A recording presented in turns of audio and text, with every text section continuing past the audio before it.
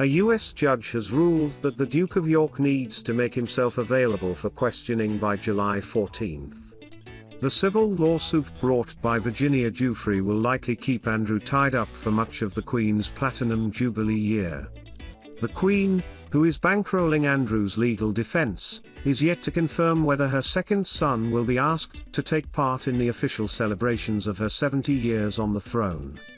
U.S. District Judge Lewis Kaplan set the time limit for questions under oath in a series of deadlines to complete depositions in a scheduling order agreed to by lawyers for Andrew and Ms Giuffre, 38.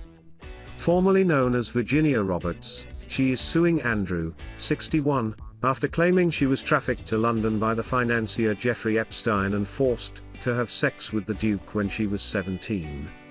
Andrew has categorically denied her allegations or any wrongdoing and insists he has no recollection of ever meeting her.The. Although the Queen is in good health, the government still has plans in place in case she passed.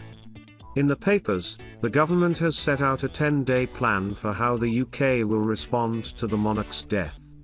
The documents state how to inform ministers of her passing and lay out the proper protocol for social media activity. Such is the incredible detail of planning. The documents show concern over the time in which flags can be flown at half-mast to honor the Queen, following the news of her death. During an exercise undertaken several years ago, Number 10 expressed concern flags could not be lowered within 10 minutes. While the Queen, 95, is in good health, a Number 10 official had warned Downing Street does not employ a flag officer and therefore may need to rely on an external contractor. The issue is thought to have been resolved. There are also concerns London will come under strain due to the high number of people entering the capital to pay their respects. According to Politico, the plans are included under Operation London Bridge, which is the code name a civil servant will tell the Prime Minister. In the days after her death, the royal family and the government has set out detailed plans for not just her passing but for Prince Charles' accession to the throne. When the Queen does pass, the royal family will issue a publication. A script will then be issued to permanent secretaries which will outline how they should inform their respective ministers. It states, "We have just been informed of the death of Her Majesty the Queen." Ministers and senior civil servants will also receive an email, a draft of which reads, "Dear colleagues, it is with sadness that I write to inform you of the death of Her Majesty the Queen." A national minute of silence will then be held to honor the monarch. In the wake of her death, the royal family and the UK government's websites will display a black banner or holding page. Royal Family Rift, Queen constantly frustrated with Prince Charles, latest royal family tree, is Queen Elizabeth II related to King Henry VIII. Incite the only people talking Britain down are Brits and I've had enough, report on Twitter. All retweets will be banned unless cleared by the head of communications in the UK government. The Prime Minister will also hold an audience with the new King, who will subsequently address the nation at 6 p.m. A 10-day plan is then set out for Charles' accession to the throne, which is termed Operation Springtide. At 10 a.m. the next day, the Accession Council will meet at St James's Palace to proclaim King Charles. On day 2, the Queen's coffin will return to Buckingham Palace or be taken to London if she had been in either Scotland or Norfolk. On day 3 Charles will then begin a tour of the UK starting in Edinburgh. Days 4 and 5 will then be followed by a service at St Ms Cathedral in Belfast and a procession from Buckingham Palace to the Palace of Westminster respectively. The Queen will then lie in the Palace of Westminster for 3 days under planes codenamed Feather. It is during this time when the government fears London may become overwhelmed by the public. On day 10, a funeral will be held at Westminster Abbey. Duke and Duchess of Cambridge have 3 children: Prince George, 8, Princess Charlotte, 6 and Prince Louis, 3.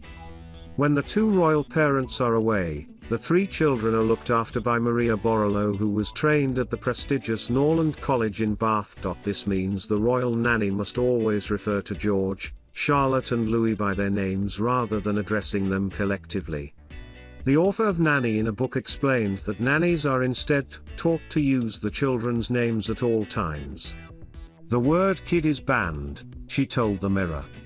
It's a mark of respect for the children as individuals.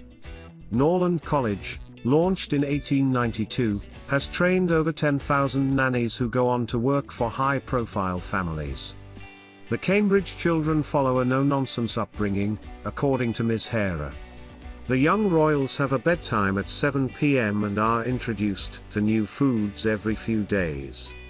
The children's playtime takes place outside, no matter the weather, Giuffre explained.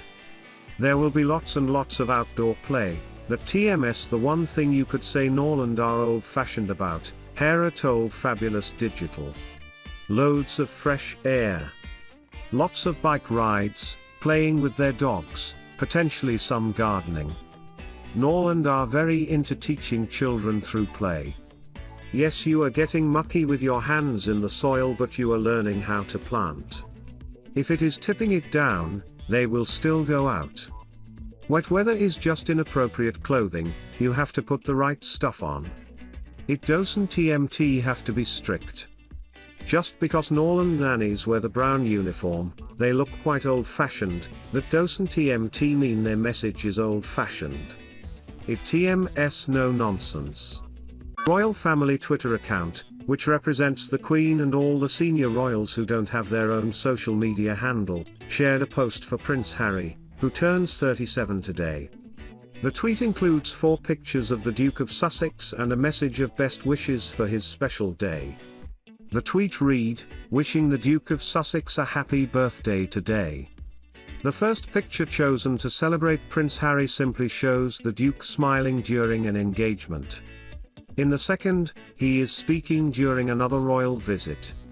The third photograph shows Prince Harry in the company of his wife Meghan clapping their hand during the closing ceremony of the 2018 Invictus Games in Sydney. The last snap picked for this post was taken in September 2019, during Harry's last royal tour. It shows the Duke high-five a school child who is planting a tree at the Chobe Tree Reserve in Botswana. The Queen's message via Twitter was quickly followed by birthday wishes from the 2 other main royal households, Kensington Palace and Clarence House. Kate, Duchess of Cambridge, and Prince William shared another message dedicated to the Duke. Accompanied by a red balloon emoji, the tweet read, "Happy birthday Prince Harry."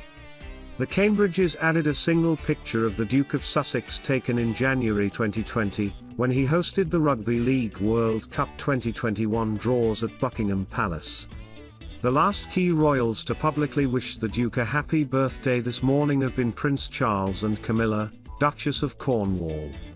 The tweet released by Clarence House, just minutes after the ones posted by Buckingham Palace and Kensington Palace, read, "Wishing the Duke of Sussex a very happy birthday today." Unlike the other birthday messages, it included 3 pictures, 2 of which portrayed the Prince of Wales and Harry together. Much like the Queen's Twitter account, Clarence House chose to include a picture taken during the Invictus Games, one of the Duke of Sussex's most beloved and successful initiatives. The picture chosen was taken in 2014, during the opening ceremony of the first ever Invictus Games, and portrays Charles and Harry laughing together on the stands. These public messages come amid speculation Prince Harry and Meghan may travel to the UK this autumn to celebrate the christening of their daughter Lilibet Lily Diana in Windsor.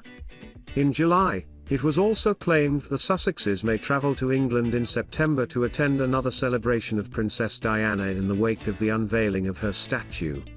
Prince Harry hasn't shared plans with the public over how he will spend his birthday. Since the summer of 2020, he has been living in his home in Montecito, Santa Barbara, with Meghan and their son Archie Harrison. This year they were joined by Lily, who was born in June. Harry has recently made a public appearance to celebrate a cause very close to his heart. On Monday night, Prince Harry took part from his home in Montecito in a virtual event dedicated to Warrior Games athletes and their families. In a speech in which he praised veterans and military personnel for their service and continuous strength, the Duke mentioned home, possibly referring to the UK and signalling he misses his homeland. He said, "These games are so important, whether it's the Warrior Games, whether it's the Invictus Games, it is ultimately the reminder of service both at home and overseas. It is about caring for the physical as well as the mental fitness of those that have sacrificed so much." The Duke first saw the Warrior Games taking place in 2013, during his official visit to the US, and they inspired him to create the Invictus Games.